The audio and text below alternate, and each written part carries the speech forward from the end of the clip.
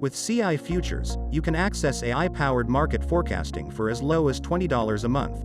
Get 94.7% market forecast accuracy for over 1,000 assets across commodities, currencies, equity indices, economics, and stocks. With weekly updates, 1-month and 3-month error rates, and top 10 and bottom correlations, you can rely on CI Futures to help you make informed decisions. Join a growing number of satisfied users who have already transformed the way they invest with CI Futures. Don't wait. Start forecasting with confidence today for as low as $20 a month.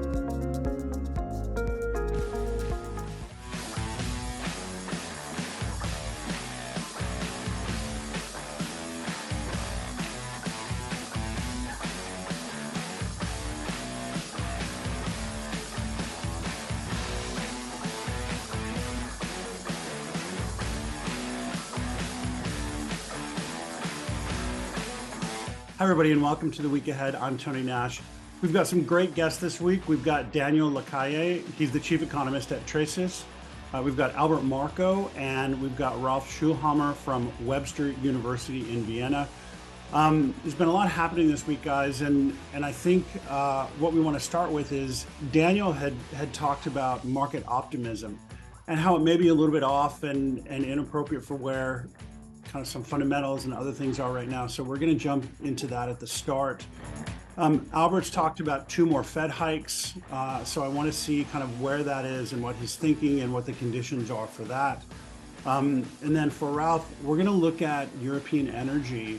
There have been some movements around nuclear energy in Germany this week. And so we want to talk about that and a little bit of kind of the European environment for energy, defense, those sorts of things. So guys, thank you so much for joining us. Daniel, you had this great video out early this week talking about market optimism. I'd really like to kind of get some of your thoughts on that. Where is that optimism now? Is it overly optimistic? Why is it overly optimistic? And where do you think things go from here? I think it's, thank you so much for inviting me to start with. I think the first thing that we need to understand is that we have gone from a moment in which, if you look at the greed and fear index that CNN publishes, we went from extreme fear to extreme greed in less than a month. This was basically triggered by the Federal Reserve's decision to make whole all of the depositors at Silicon Valley Bank and to implement this incredibly outrageous policy of purchasing at full price the sovereign bonds and the asset base of lenders in exchange for immediate liquidity. Now, so that immediately reversed the reduction in the balance sheet of the Federal Reserve. The Federal Reserve's balance sheet has basically consumed 70% of the tightening that had happened in prior months. And with that, the market went back to extreme optimism. But interestingly, it has happened in a period in which the earnings season has started and the earnings downgrade cycle has actually accelerated. So we are not seeing, it's not like we are seeing a great earnings season. It's probably one of the worst earnings season in terms of sales surprise. Earnings surprise is relatively acceptable. However, it comes fundamentally from buybacks, as all of the people that are watching us or hearing us know. So what we are back is in multiple expansion mode, and viciously in multiple expansion mode, because it started with technology and it started with more cyclical stocks, to the point that despite the fact that after, and we will talk about energy afterwards, but despite the production cut from OPEC and the limits to exports from Russia, oil prices are still down on WTI 5% on the year. And the energy sector has seen the largest multiple expansion of them all, because the earnings season in energy is coming with an expected year-on-year first quarter results that will be down between 20 to 30%. Yet the market still seems to be very, very optimistic about that. So my concern, we're going to be talking about maybe a couple of rate hikes that very few people expect in the near future. And what most people are estimating is that the reason to buy the market in this environment is because there's not going to be any further rate hikes. Actually, the market is discounting rate cuts in the second half of the year, and because the effect of the Federal Reserve balance sheet coming back to the levels where it was prior to the tightening might reduce that liquidity crunch. So I'm concerned about that, because the combination of multiple expansion, greed, and a lack of understanding of the reality of where rates are going to be may create a very significant level of volatility, probably in May, if, as we will probably discuss later, those rate hikes, which I would agree actually happen against consensus estimates. Daniel, I feel like with earnings season, when we saw banking earnings, certainly for the globally systemic banks, but with some of the regionals as well, there was a huge sigh of relief that, oh gosh, it wasn't as bad as it could have been. And yeah, I kind of feel like we're in that zone in markets where people are like, well, everything's fine, it's not as bad as it could have been. Is that kind of where your head's at, what you're thinking? And are people positioned for things being great when we just kind of like escaped something, you know? Is that where are people thinking things are really, really good when we just kind of barely escaped something? We need to start by this completely erroneous concept of everybody's bearish. Completely false. One thing is what investors are saying in surveys, which is rubbish, okay? And the other thing is where they're positioned. And everybody is positioned for things going great, not going well, going great. And yes, you're absolutely right. Earnings were not as bad as feared. The economy might not get into a recession, but consumer confidence, ISM, PMIs all show a very weak level of growth. So yes, I'm happy to understand why investors would be positioned for a not so bad environment. My concern is that investors are positioned for a hugely positive environment. It's very cyclical, very involved in the stocks that plummeted in 2022. And therefore getting in those that actually require multiple expansion. So my worry is that the narrative becomes, well, things are not as bad as the doomsayers were predicting. Let's go crazy, and that's not obviously the way to be positioned. One little comment on the earnings season and the whole not so bad sentiment of the market is how much of that is reliant on inflation, because a lot of these companies passed on the inflation numbers to the consumers, 20, 30, sometimes 40%. But now as consumers' demand destruction is taking hold, those companies can't pass those numbers along. So how much of those earnings were affected by just the inflation tailwinds versus the reality of it? So it's very evident. It's very evident what you just said, and it's a key element, because many people blame corporate profits on inflation, which is stupid, because corporate profits don't cause inflation. They are a symptom of inflation. But when demand destruction is happening, as you're saying, then those corporate profits and margins go back very, very quickly. And people are not taking into account demand destruction. I would agree with that. So when you talk about demand destruction, one of the things I think about is auto loans. Auto loans in the U.S. Have really started to look terrible with defaults and other things coming along. I don't have the numbers in my mind, but I've seen this over the past couple of months. So whereas we saw in 2021 used cars on auto loans just booming. So to me, that's one indication, especially in the U.S. where people are in their cars all the time, when we start to see destruction in auto loans, that tells me there's something really concerning about consumers.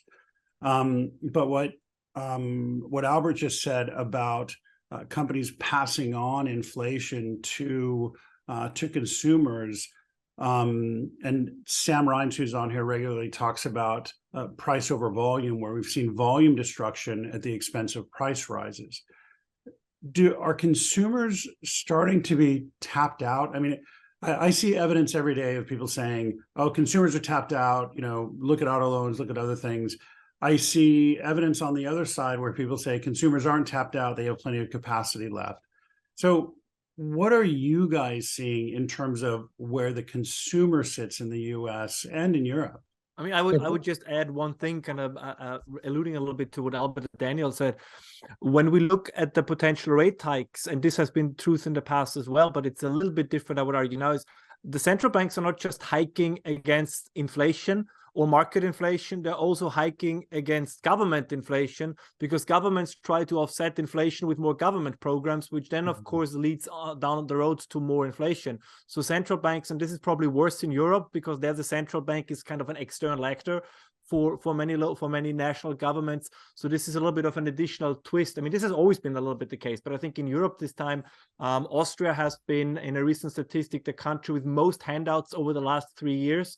So, and this was really, it was quote unquote helicopter money. It was governments giving checks. I had it myself. I opened up my bank statement, and there it was, the energy bonus, 500 euros. And then there was the heating bonus, 1,000 euros. So me adapting my spending behavior according to inflation was psychologically very difficult, because I got these extra 500 here, this extra 1,000 there. So that makes it also, I think, harder to get inflation down, because the central banks have to react both to inflation from the market and inflation from central governments. Yeah, but let's differentiate central banks versus the economic policies versus the political realities, where these politicians need to be reelected. So they're more than willing for short-term gain to sacrifice long-term outcomes. You bet they will. Absolutely. Yeah. No, I think that the reason why the consumer is behaving relatively in a more positive way than what many would have expected comes down to the fact that we still have negative real rates and that credit is abundant. And if you look at Europe, consumption in real terms is down in absolute terms. If you look at GDP of the Eurozone, you look at the part that's the consumer, the only reason why consumption was slightly higher than zero was because the GDP deflator is lower than the inflation print, which is the typical way in which governments boost GDP. The GDP deflator is lower than the real inflation rate, so the nominal number adjusted is actually coming higher in real terms. But I think it's basically because of credit. I think, and we, for example, with employees and with people that work with us, we find that a lot of people are finishing the month taking short-term credits, and that's a sign that, and the reason why they're doing it is because they believe that inflation is going to come down dramatically very quickly. And that's not what is happening. What we're seeing is a deceleration in the pace of growth, which is very different. So, Daniel, in this environment, real quick, Tony, real quick. I'm glad that you said that, Daniel, because that's one of the Fed's tools now, is calling up the banks and telling them to restrict credit and tighten that way, because there's no real liquidity left in the market outside of corporate and the financial sector. So their plan on tightening involves bank lending and stopping it. Yeah, of course. So the capping off the transmission mechanism, or one of the transmission mechanisms, which right now just makes things harder. CI Futures is our subscription platform for global markets and economics. We forecast hundreds of assets across currencies, commodities, equity indices, and economics. We have new forecasts for currencies, commodities, and equity indices every Monday morning. We do new economics forecasts for 50 countries once a month. Within CI Futures, we show you our error rates. So every forecast, every month, we give you the 1 and 3 month error rates for our previous forecasts. We also show you the top correlations and allow you to download charts and data. You can find out more or get a demo on completeintel.com. Thank you. So Daniel, where do you, since there is this optimism in the market that remains, and it seems to me that it's people trying to eke out that last trade, right, before things maybe head down. How would you recommend people take a look at this in terms of positioning or strategy or something like that? Yeah. Well, the first thing that I would do is to tell everyone that is being told that now is the moment to buy long duration in bonds is not to fall into that trap. The second thing that I would do is to avoid the view that commodities are going to go through the roof, because monetary contraction, fundamentals matter, but the biggest fundamental is the quantity and the cost of money. And if monetary contraction is going to continue, commodities may not fall, but certainly not go through the roof, which is what many people expect. And I see a lot of people betting on one thing and the opposite. And we discussed this morning with my team. How on the one hand, people are betting on energy, commodity prices going through the roof, buying emerging markets, buying commodity-linked assets, and at the same time betting on inflation coming down very quickly. What the hell are you talking about? No? Right. So I would make people sit down with their portfolios and say, okay, maybe I'm wrong, but at least don't bet on one thing and the opposite. Don't bet on inflation coming down at the same time commodities going up. Don't bet on central banks normalizing and at the same time buy long duration assets. I think that all those things are the ones that worry me. So I would avoid long duration bonds. I would avoid ultra cyclicals. And I would stick to stocks, to be fairly honest. I would stick to gold, and I always like to have U.S. dollar exposure, because when the market corrects, having U.S. dollar exposure gives you the cushion to look for opportunities. And we need to be 100. I have to start with this. We need to be 100% invested all the time. We don't come in and out of the market. Very good. I think that's important. That's a key point. I mean, I talk to a couple of Eastern European governments all the time, and they talk about this de-dollarization nonsense. And I always tell them you have to have dollars in your reserves just to combat hyperinflation. That's just the reality of the story. And no matter what, some cockamamie financial analysts want to talk about, there's no such thing as de-dollarization if you want to combat hyperinflation. Great points, guys. I agree with that. Great points. Okay, let's move on to Albert. Albert, you had earlier this week sent some tweets out about Fed hikes, and I think the conventional view right now is that we'll see one more 25 basis point hike in early May. You're contending that we'll likely see 2 more. Can you kind of talk us through some of your thoughts there on why that's happening and what some of the impacts will be? It's really basic. It's the inflation issue. It's not going away at the moment. And Europe being in a zombie status, China opening up in a staggered sense and slower than expected. Inflation still hasn't come down. Forget about the top line numbers that you see in the media and the politicized number that goes out everywhere. But if you look at super core and core inflation, it's trending up again. It's not coming down. So and since a lot of the central bank's tools have been already expended, the only thing they have left really is rate hikes. And for that reason alone, I think that we're looking at least one for sure in May, but we're probably looking at least another one after that, at the very least. Okay. And then Daniel talked about how stimulating the banks has really kind of offset a lot of the QT that had been done over the last year or so.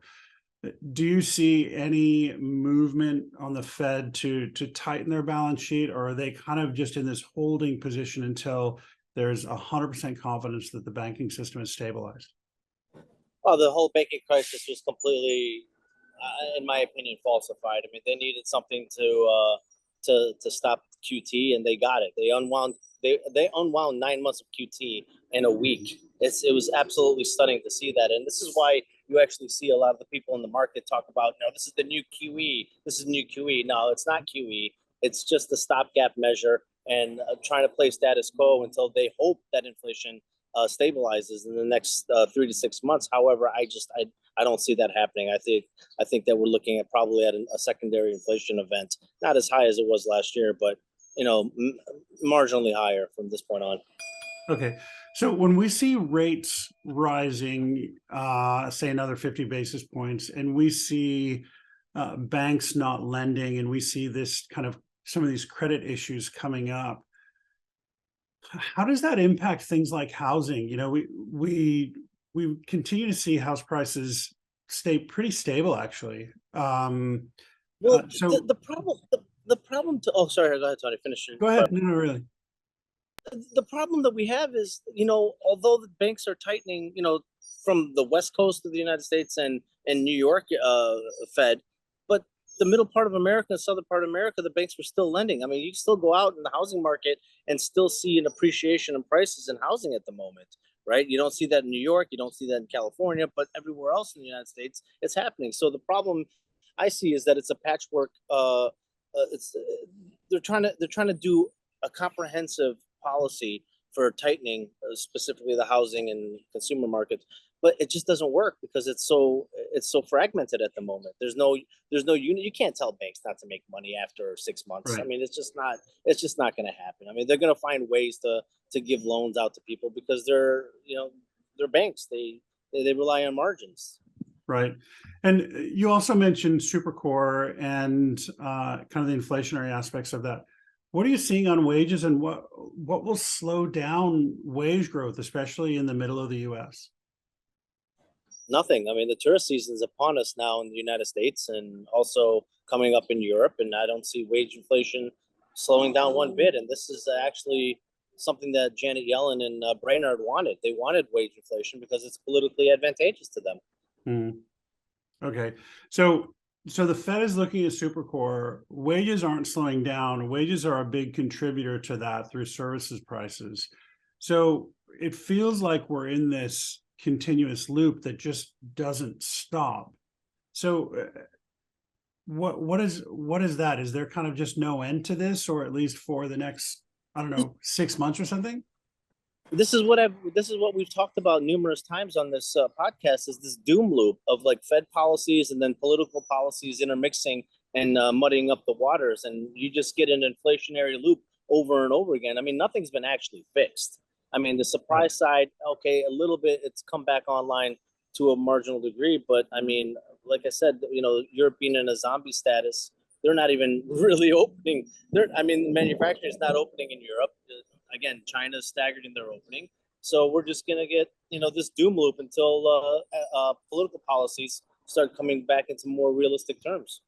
Okay. So Daniel, you had mentioned something about May around, some events potentially happening in May. So with more Fed rate hikes, do you expect markets to take a bit of a turn in May?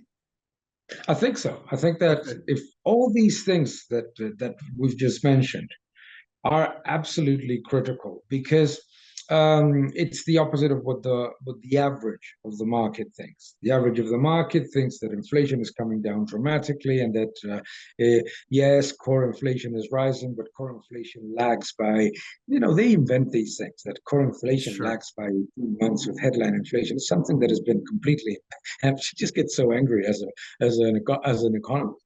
Yeah. So. No, the reason why core inflation is rising is because all those secondary effects of the previous inflationary wave are building in the economy.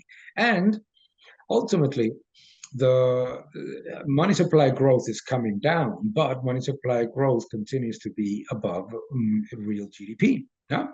So in May, you will probably have a few things. Now, to start with, the base effect of that has given these headline positive numbers on inflation fades away. No, because basically everybody, oh, inflation is coming down. Yes, of course, over a 9% number.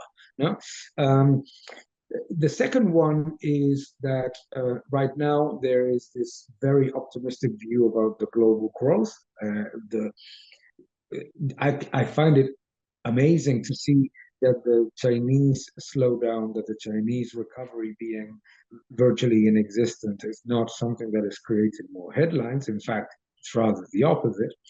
And the stagnation that Albert was just mentioning is something that is not embedded in people's estimates. People are estimating 3% growth for the global economy, with the Eurozone escaping recession with a 1.5% growth, the United States not entering into a recession despite all of the indicators that we have mentioned before.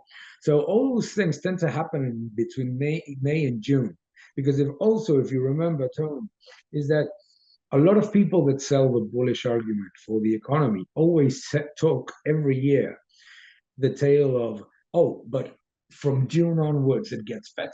Okay, so people do actually. The back half of the year. The back half of the year. Every economist, the back half of the year. Yeah, it's it's a tale of two years. No, right? I mean, I've been an investment banker as well. But the point that I'm trying to say is that for those first 5 months, there's a lot of confidence in that story. But then reality bites, and we see consumption stagnant, growth stagnant, persistent inflation, and central banks have only one tool, which is rate hikes. They're not tightening the balance sheet because they can't. Because they can't. So this is like the Pringles advert. Once you pop, you can't stop. Yeah. It's interesting you mentioned 3% growth. My view of these IMF releases, the World Economic Outlooks, they're PR. They're not necessarily solid economics. And our view has been, is China going to grow at 5.3 or whatever the IMF is saying? No. Is the US going to grow at 1.8 or whatever? No. Our view is the US is going to grow maybe at 1, kind of right around there. Q2, Q3 are going to look really difficult. And so, we do get these kind of pump pieces out of the IMF saying, and they always say global growth is going to be better, unless the prevailing sentiment is totally negative, then they'll be really bearish just to align with that. But these are really PR pieces more than solid kind of economic outlooks. Is that kind of your view? Oh, it's absolutely spot on. The IMF has hundreds of top-notch economists looking at all sorts of models and analysis of the economy. But ultimately, and I've worked with a few of them, ultimately, when they have to put together the estimates for the world, each country goes to each of the analysts and says, wow, come on, you're not going to put 1%, it's going to be 2%. And what are they going to say? Okay, fair enough. Have you ever seen a government say we're not going to grow this year? Never.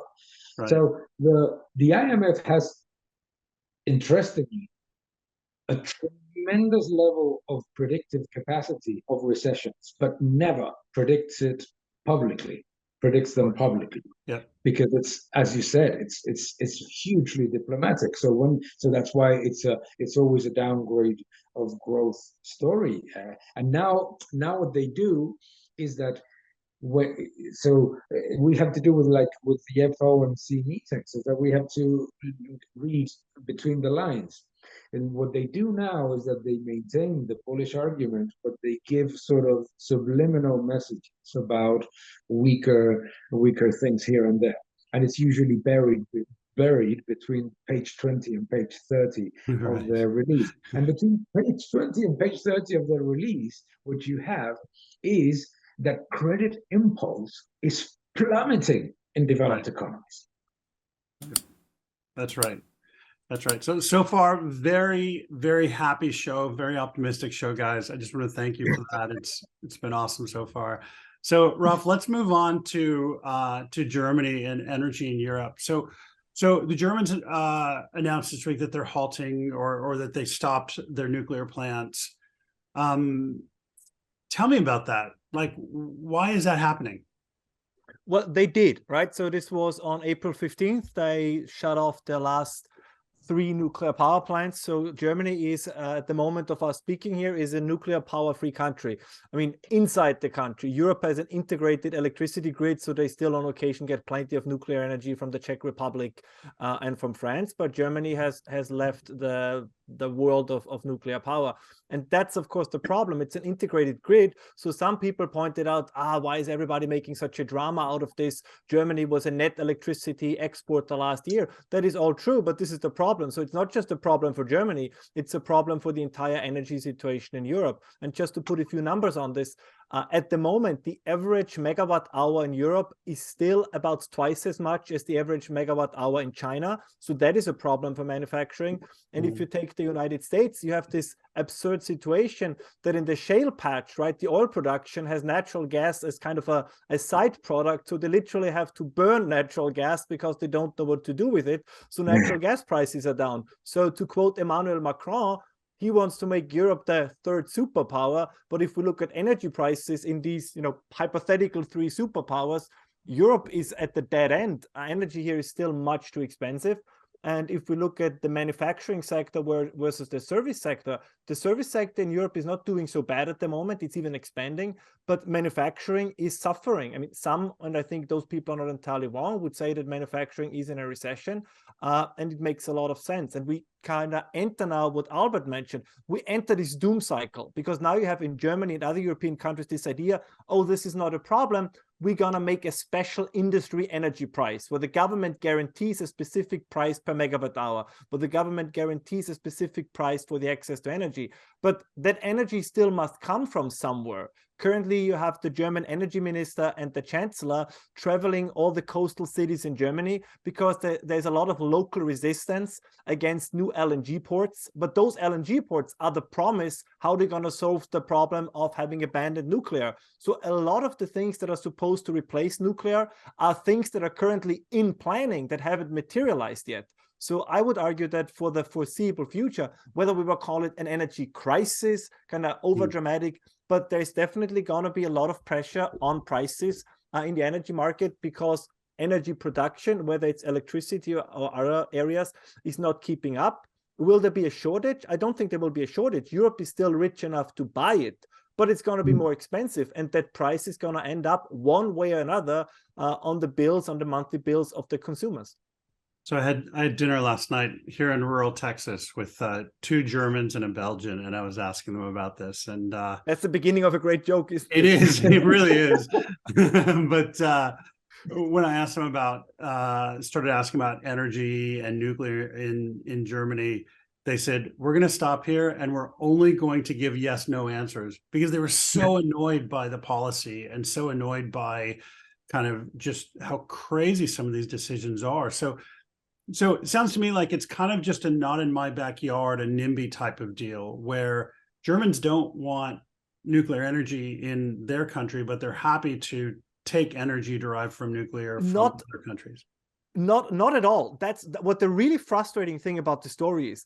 The majority of the German population is by now, this was not the case 5-6 years ago, but by now, after the energy crisis of last year, a majority, according to the most recent polls, and I think Tracy talked about this in one of the most recent episodes of the week ahead as well, a majority is now pro-nuclear. There's even now an idea that the German states, Bavaria particularly, they want to keep them running. They want to basically buy them from the federal government and keep them running on their own. And even for that, there would be a majority. There is a broader issue. I don't know, kind of Albert tends to allude to this, and Daniel also kind of talked a little bit about it when he talked about, kind of politicians or certain forecasters not necessarily saying the truth. In the last decades, the economic expansion and the globalization under US hegemony was so comfortable and ran so well that we could afford to have very unrealistic politicians and elect them into office. And with the Greens in Germany, that is the case. But now we have kind of a reassertion of reality. And I think many governments, I would argue also in the United States, struggle with that. We have, and I don't mean this to be, facetious or provocative, but we also have a problem in recruitment, let's say in civil service and these areas. Oh my gosh. Yeah, yes. Bureaucracies in some areas, they're good, right?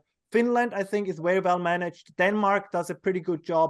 So there are some that are well managed, but areas in the United States, the major powers at the moment, like France and Germany in Europe, they have a problem. Their bureaucracy is not what it was, in the 70s, in the 60s, or of course my favorite time span in the 19th century. And they still live off the capital. They still have the reputation, right? When you say Germany, you think about clean streets and a well-run bureaucracy and all these kind of things. But we saw during the COVID pandemic, something that Tony and we talked about before the show, that it was not that well run. Like the Germans, for example, the way they communicated throughout the country, the numbers of infections, they did it via fax machines because the entire health system was not fully digitalized. So that is a problem that's a little bit under the surface. But given a world, let's say, that is where politics becomes more important because countries are becoming more risk averse and kind of very often want to hedge their bets. I think some countries are not at the moment in a position to do that because we have neither the politicians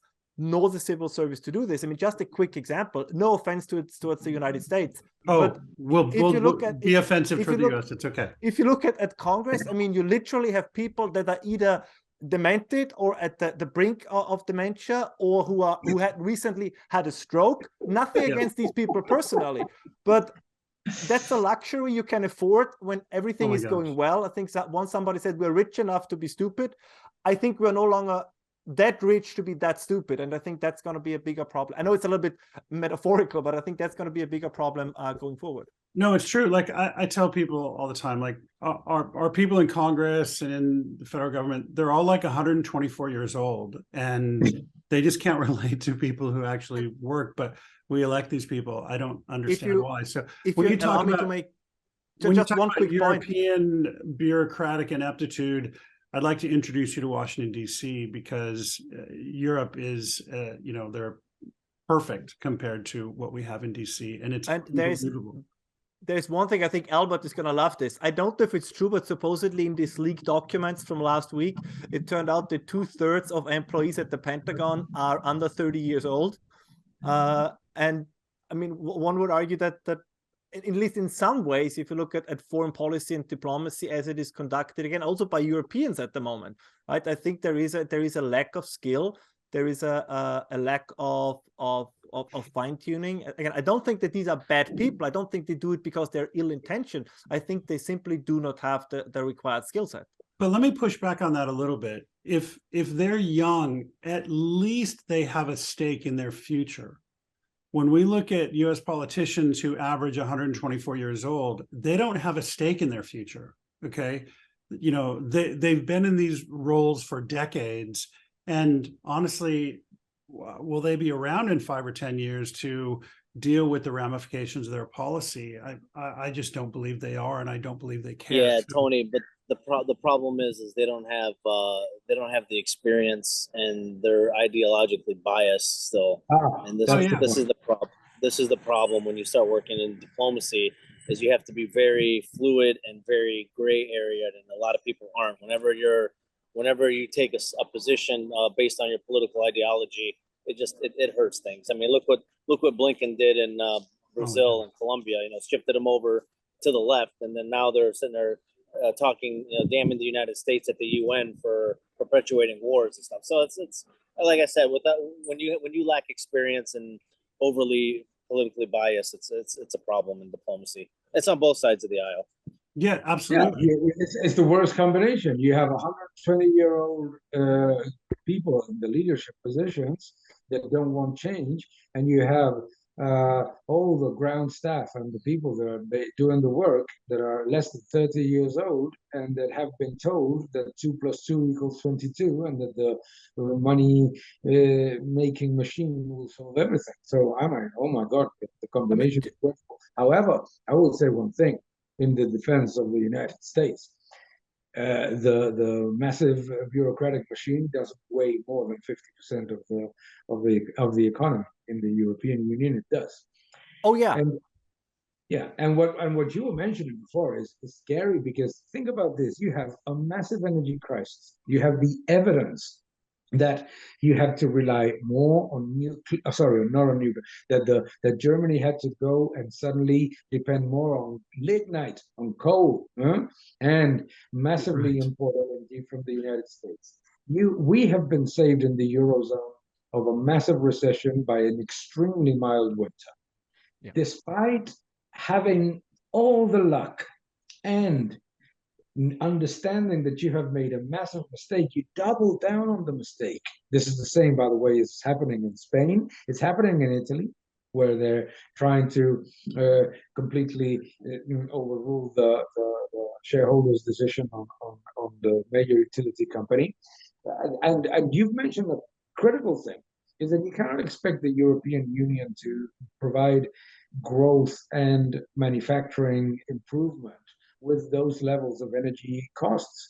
Today's PMI, manufacturing PMI, is at 43-month low after the next generation EU, massive monetary and fiscal expansion, and all the subsidies you could imagine to industries, as you very well mentioned. So it feels like we're facing a bit of a hangover.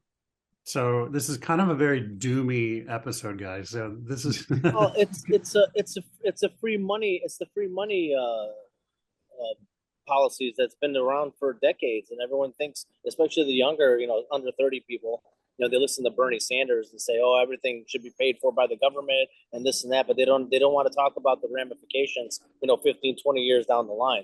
They see money now and that's it. Right. Yeah. Okay. So Ralph, you and Albert talked about USDOD, and we had a viewer question come up on Twitter when I talked about this episode, asking about Europe paying for NATO and Europe paying for their own defense. And the question said, the Trump administration tried to get Europe to pay more of their NATO costs, and the Biden administration is trying to get Europe to pay more of their NATO costs. Is that something that will ever happen? Will Europe ever pay, their own way fully of their NATO costs?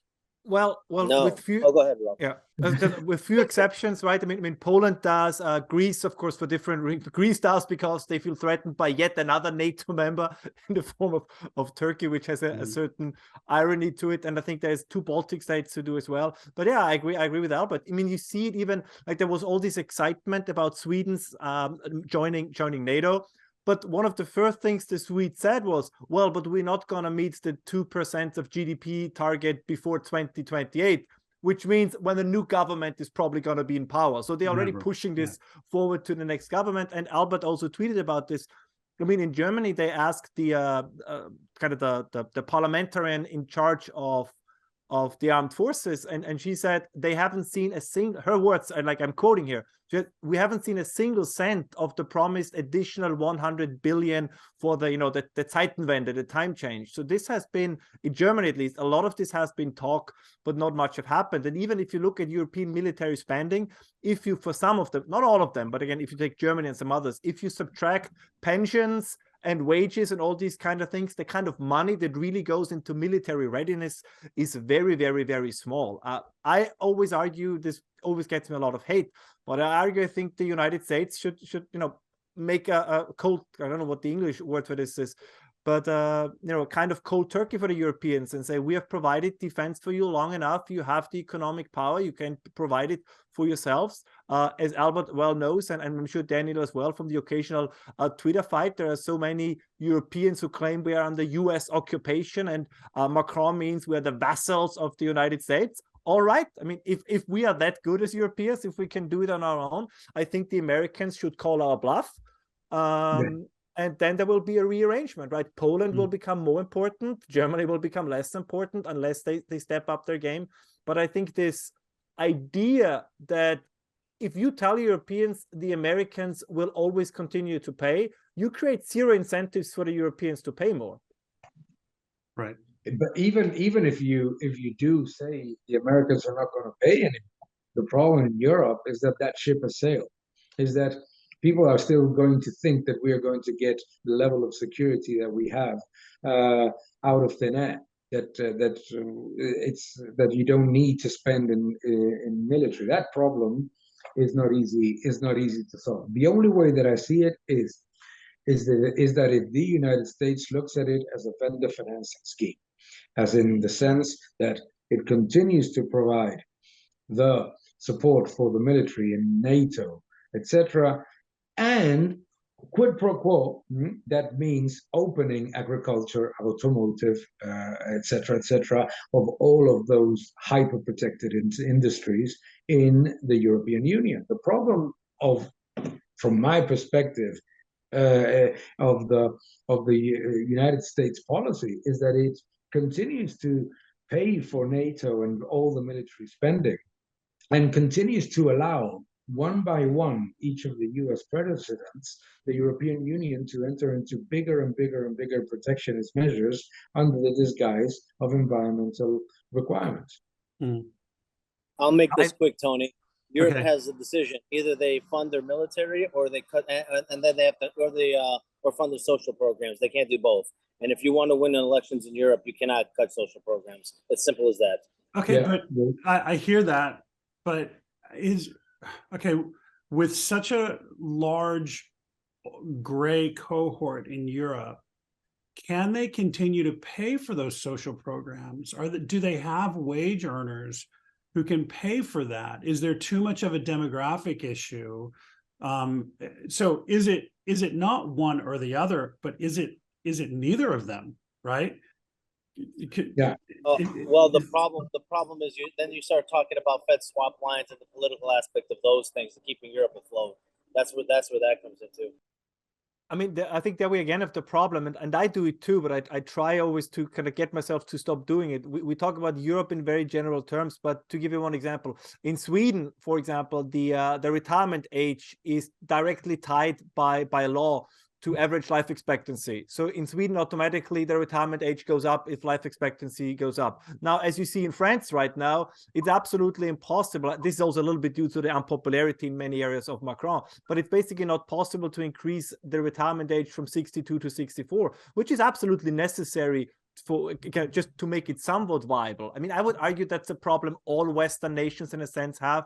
I mean, at some point, because in the United States, the whole debt ceiling debate is breaking out again. But at some point, Medicaid and Social Security will need one way or another to be reformed, because that also cannot go on forever. But Daniel said, I think, another very important point, and that always bothers me in these debates, both about so-called multipolarity and de-dollarization.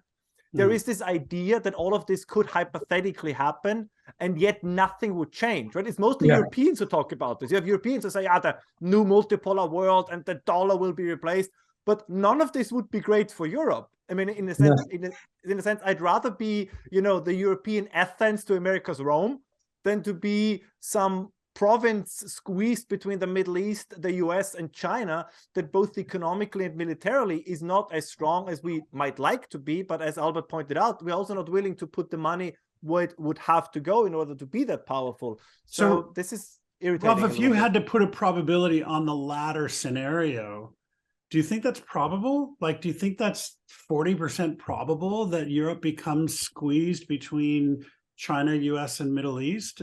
I mean, given where things are going? Well, I think what we got to increasingly see is the EU will always remain as I take that back, will remain as an institution for long, because as you all know, institutions and bureaucracies have a tendency to perpetuate themselves. But what we, for example, saw last week when Romania, Bulgaria, Slovakia, Hungary, and Poland announced that they're going to basically ban all imports of Ukrainian agricultural goods into their countries.